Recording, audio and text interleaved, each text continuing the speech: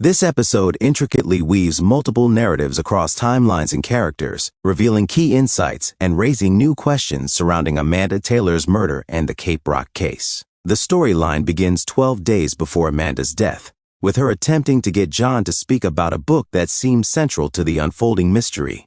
This moment ends with a knock at her door, ominously foreshadowing what's to come. Fast forward to 2025 in Cape Rock, and we see the courtroom drama beginning to unfold.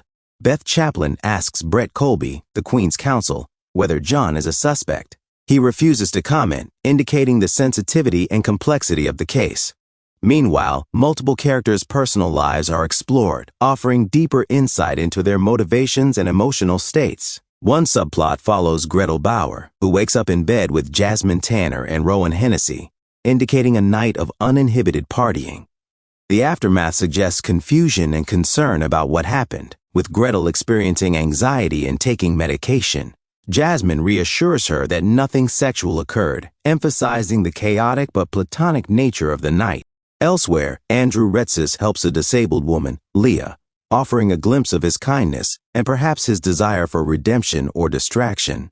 This is echoed in his conversation with Tegan Kasich, who accuses him of losing himself in altruism to avoid confronting his grief, possibly about a person named Izzy. Another character, Bassam Aziz, a teacher, is reprimanded by his principal Marilyn Thorne for assigning an essay asking students to explore the Crusades from the perspective of an Islamic child.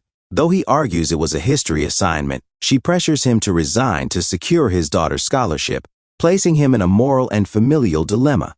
His decision to step down causes tension with his daughter Salma, who discovers the truth through school gossip rather than from her father. The courtroom scenes become the focal point of the episode. Amanda's ex-boyfriend, Vincent Fraser, testifies about Amanda's obsession with the book and her growing paranoia, particularly her belief that Alan Chaplin was responsible for the Cape Rock murders. Under cross-examination by Brett, Vincent's credibility is undermined when it's revealed he didn't respond to Amanda's plea for help and lied on an insurance claim, inadvertently casting both himself and Amanda in a suspicious light. Beth Chaplin's testimony further complicates the case. She recalls Amanda's increasing belief that Alan was the killer and reveals that Amanda tried to meet her on the day of her death, though Amanda never arrived. Luella, the prosecutor, uses Beth's testimony to connect the site where Amanda's laptop was found to Alan's favorite fishing spot, implying he might have disposed of it there. Beth defends him as gentle and devoted to their daughter Josie, who has cerebral palsy. Brett highlights Alan's long-standing caregiving role to reinforce his character. However, Luella counters this with a damning fact. Alan was one of 17 men who refused to give a DNA sample back in 1968, casting new suspicion. Beth is shocked and questions Brett, who cryptically responds that doubt is the prosecution's weapon and must be resisted. Jury dynamics are explored through Gretel and Jasmine's playful, inappropriate behavior during court breaks, drawing criticism from their peers and a warning from jury supervisor Sharon Crabtree. Additionally, a juror overhears Bassam discussing his resignation, risking a breach in the jury's impartiality. Meanwhile, threads involving Brett's personal life emerge. His son Xavier returns home, hinting at plans to stay longer and perhaps seek work in a fresh start in Cape Rock. Brett seems cautiously supportive.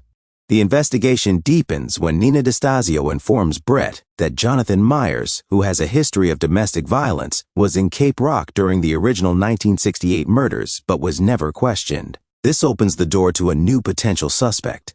Nina plans to investigate him, while Brett intends to pursue his own leads. The episode concludes with a flashback to Amanda pressing John for a DNA sample to connect him to the murders. His abrupt refusal and disconnection suggest he may be hiding something critical. In summary, this episode skillfully blends personal backstories with legal and investigative drama.